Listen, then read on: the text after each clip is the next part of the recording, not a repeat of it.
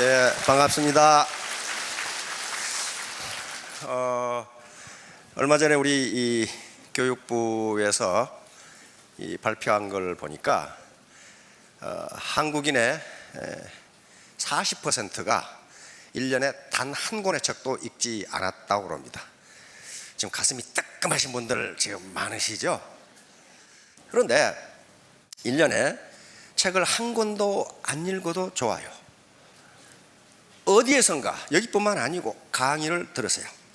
강의를 들으려면요 가슴을 열고 듣지 않으면 안 됩니다. 자기 생각으로 꽉 차 있으면 새로운 정보와 지식이 들어갈 수가 없어요. 강의 1시간 잘 들으면 책 10권 읽는 그 효과가 나옵니다. 오늘 시간이 별로 없기 때문에 지금까지 흘려다가 못한 학습 조직이라는 문제를 가지고 간단하게 말씀을 드리겠습니다. 마음을 비우고 들으시기 바랍니다. 오늘 처음 오신 분들이 계실 텐데, 처음 오신 분들은 이 4가지 의문에서 벗어날 수가 없어요. 요거 해도 되느냐? 이거 사기치는 거 아니야? 이것은요 자기가 판단할 수밖에 없어요. 자기가 스폰서나 또는 모든 정보를 취합해서 이게 헐만한 것이, 다시 말하면 내가 땀 흘린 것만큼 얻을 수 있느냐, 이건 스스로 판단하셔야 돼요. 현재 상태에서 나 같은 사람도 성공할 수 있는가? 없어요. 천만의 말씀, 성공 못해요. 성공 못합니다. 그러면 어떻게 해야 되느냐? 이 시스템에 참여를 해서 원데이나 석세스나 또는 이 센터 미팅이나 참여해서 자본 축적을 반드시 하셔야 됩니다. 우리는 자본주의 시장 경제예요. 자본이 없으면요 어떤 것도 안 돼요. 내가 지금까지 정말 뼈 빠지게 일했는데 어째서 프롬핸드 투 마우스, 그날 먹고 그날 살 수밖에 없느냐? 내가 조금이라도 몸이 아프면 소득이 안 들어오느냐? 그것은 다른 사람은 원망할 거 없어요. 자기 자본이 그것밖에 안 되는 거예요. 자본주의 시장 경제인데 어떡할 거냐고. 자본이 생산을 가져와요. 그 다음에 시스템에 참여해서 학습을 하면, 포기만 안 하시면 성공할 수 있습니다. 자, 여기서 성공이라고 하는 것은 안정적인 고소득을 의미합니다. 그러려면 자본 축적이 반드시 돼야 되고, 자본 축적이 되기 위해서는 이런 태도가, 애티튜드가 굉장히 중요합니다. 자, 다음. 이제 이렇게 되려면, 성공하려면 계속 하는 게 자본 축적 문제예요. 자본 축적은 다른 말로 하면은 인간 개발이라고 하는 겁니다. 내가 어때서? 그래서 소크라테스가 뭐라고 그랬어요? 네 자신을 알라. 전라도 말로는 네 꼬라지를 알라. 그 얘기예요.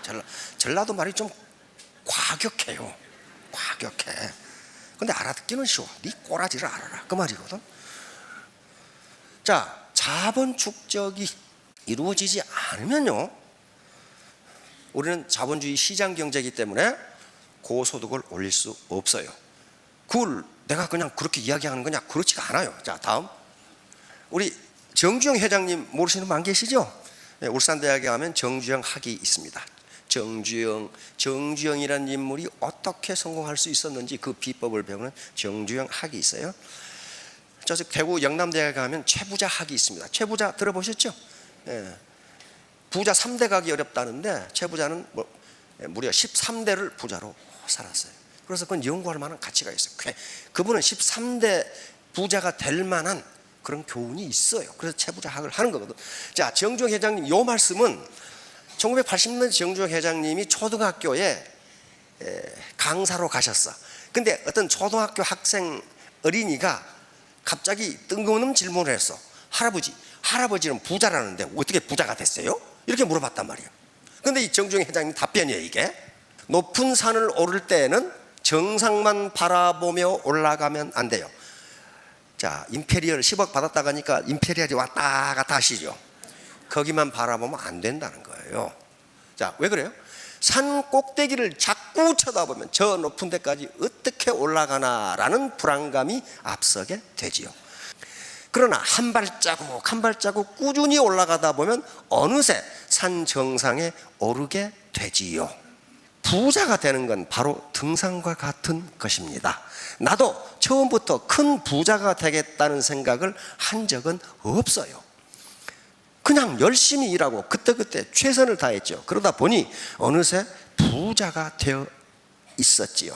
학생도 부자가 되겠다고 생각하지만 말고 매일매일을 열심히 살아가길 바라요. 꼭 정주영 회장님이 30년 뒤에 다단계꾼들에게 이런 말을 지금 했을 것 같아 지금. 왜냐하면 지금 애터미가 계속 10여 년 이상을 꾸준히 성장하니까 애터미를 모방한 회사가 엄청나게 많이 나옵니다. 그건 어때요? 다단계 산업의 생태계에 좋은 현상이에요. 그렇죠? 계속 새로운 기업이 나와야 되죠. 그런데 제가 보기에 그중에 살아남을 기업이 몇 개가 안 돼요. 왜? 인류 기업의 역사를 보면 그렇게 해가지고는 5년 내에 망해요. 그렇게 순식간에 돈을 벌 수 있다고 말하는 분은 정중 회장님 말하고 전혀 다른 거예요. 그렇게 벌 수 없어요. 대한민국 같이 이렇게 안정된 사회에서요, 그렇게 벌 수 없습니다. 그걸 뭐라고 그러냐? 천민자본주의라고 그럽니다. 천민자본주의로는 한 국가가 선진화될 수 없고, 한 회사가 선진기업이 될 수 없고, 한 개인도 신사숙녀가 될 수 없어요. 천민자본주의는 막스 베버라는 사람이 한 20세기 초, 19세기 말 세계에서 가장 지성인이라고 칭송받는 막스 베버가 한 얘기입니다. 이것은 뭐냐면은 돈만 벌면 그만이다 그 말이야. 수단과 방법을 가리지 않고 돈만 벌면 그만이다. 이게 천민자본주의예요. 천민자본주의. 그러니까 고리대금, 폭리, 속임수, 그가 뭐가 됐건 내가 돈 벌면 그만 아니냐. 누굴 뜯어먹건 뺏어먹건 그걸 천민자본주의라고 그랬어요. 절대로 천민자본주의에 대해서는 그 회사가 오래 못 갑니다. 그래서 대한민국의 현재 일확천금하는 방법은 없어요. 소득이 적어도 2만 불이 넘어가면요, 그 사회는 일확천금하는 방법이 없어집니다. 지금 우리 한국은행의 기준금리가 몇 %예요? 1.5%밖에 안 되잖아요. 기준금리가. 2018년 1사분기 대기업, 우리나라가 대기업들이 있죠. 대기업은 종업원 300명 이상입니다. 영업이익률이 8.8%의 대기업들이, 중소기업은 5.1%밖에 안 돼요.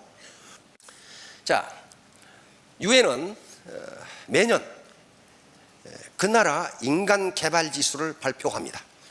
그 나라의 인간 개발이 도대체 어느 정도 되어 있느냐. 매년 UNDP, UN 개발 계획에서 각국의 인간 개발 지수를 발표합니다. 여기서 인간 개발 지수가 0.800 이상이면 인간 개발이 매우 잘된 나라로 그렇게 평가를 합니다. 800. 우리 대한민국 어때요? 엄청나게 높아요. 자, 그런데 이걸 잘 보세요. 요 인간 개발이 0.800 이상 되는 나라에 여기 소득을 보시라고. 소득을 어때요? 전부 소득이 3만 불, 2만 불 이상이에요. 그렇죠? 인간 개발과 소득이 밀접한 관계가 있다 이 말이에요. 자, 한 단계 내려가 봅시다. 이제 0.7단계로 내려가 보자고. 소득이 떨어지죠. 소득이 떨어지죠. 그러니까 대한민국은 인간 개발이 평균이 0.903이에요. 굉장히 베리 하이에 속하는 국가입니다. 그런데 평균이 0.903이니까 그 평균이에요. 그러면 쉽게 말해서 50%는 0.903을 넘고 50%는 그 이하라는 거예요. 그러니까 소득은 인간 개발과 밀접한 관계가 있어요. 인간 개발이 되지 않고서는 소득이 올라갈 수가 없어요. 자, 그래서 이게 인간 개발을 하려면 세 가지 공부를 해야 돼요. 이거 애터미 사업의 성공, 다른 사업의 성공도 마찬가지입니다. 이 세 개가 반드시 되어야 성공할 수 있습니다. 자, 다음. 자, 지식이 2배가 되는 기간. 왜 자꾸 강의를 들으라고 책을 보라고 그렇게 하느냐. 이것 때문에 그래요. 이 양반이 측정을 해보니까 1900년까지는 인류의 지식이 2배가 되는데 100년이 걸렸답니다. 그러니까 옛날 시골에서는요, 공부 안 해도 평생 살 수 있어요. 농사 경험으로 지으면 됐어요. 그런데 2차 대전이 끝나면서 그것이 25년으로 단축됐고 지금은 13개월 정도 걸린다고 합니다. 그러니까 지금까지 인류가 이 땅에 태어나서 축적해온 지식만큼의 또 한 덩어리 지식이 생기는데 13개월밖에 안 돼요. 그런데 현자들의 학자들의 공통적인 계산에 의하면 곧 이것이 12일로 단축된답니다. 다시 말하면 12일 전에 대학 졸업한 놈은 옛날 공부하고 왔다 그런 말이에요. 옛날 공부하고 왔다. 이렇게 빨리 돌아요. 이게 4차 산업혁명이 진행과 더불어 더 빨라지고 있어요. 나중에 산업혁명이 무엇인가는 다음 기회에 또 설명할 기회가 있을 겁니다. 요거 늦으면요 종속됩니다. 종속돼요. 국가가 산업혁명이 늦으면 국가가 먹히고 종속되고 부자유가 오고, 개인의 산업혁명, 이게 개인의 인간개발이거든. 개인의 인간개발이 늦으면 누구 밑에서 부자유스럽게 일해야 돼요. 다른 방법이 없어요. 누구 밑에 가서 자유, 소득을 희생당하면서 누구 밑에서 시다발이 할 수밖에 없어요. 그게 산업혁명이라고 하는, 산업혁명은 곧 패권과 관련돼요. 패권을 잡으려면 산업혁명을 해야 되고, 산업혁명에 늦으면은 국가가 망합니다. 망해요. 개인도 마찬가지예요. 개인의 산업혁명, 개인의 인간개발이 늦으면은 저소득에 종속당하고 누군가의 시다발이 하면서 평생을 살아야 돼요. 그 방법이 없어요. 왜? 시장경제거든요. 시장경제. 자, 이렇게 되니까 이제 새로운 정보와 지식을 마음을 열고 받아들이지 않으면 안 되게 됐어요. 그런데 이걸 받아들이지 않는 사람들이 아주 신주단지처럼 모시고 있는 말이 있어. 무슨 말이에요? 왕년의 내가. 그런 사람은 발전이 없어요. 자, 다음. 자, 그러면 이제 선진 조직이 되려면 어떻게 되느냐? 이게 미국이 강대국인 게요, 이런 이론이 나오면 미국의 조직들은 금방 받아들입니다. 이게 MIT 경영대학원의 교수인데요, 이게 피터 생게라고 하는 교수입니다.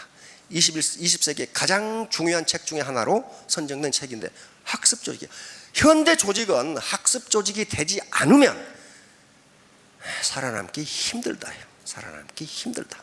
이 조직이 이제 애터미가 학습 조직이거든요. 조직이란 조직 구성원들이 원하는 성과를 얻을 수 있도록, 여러분들이 원하는 성과가 무엇입니까? 오토 판매사 되고, 팀장 되고, 샤론 되고, 스타마스터, 로얄, 크라운, 임페리얼 되는 거예요. 그렇죠? 자, 조직 구성원들이 원하는 성과를 얻을 수 있도록, 자, 역량을 증진해 나가며, 이게 인간 개발을 해 나가며, 자본 축적을 해 나가며, 새롭고 보다 폭넓은 사고를 할 수 있도록 교육하고, 시야, 사고의 폭이 넓어지지 않으면요, 맨날 옛날 얘기만 해. 내가 옛날에 999 옛날이 어쩌다는 거예요. 그래. 사고의 폭을 넓혀야 돼. 이게 인문학 교육이에요. 인문학 교육. 살아가는 방법이에요.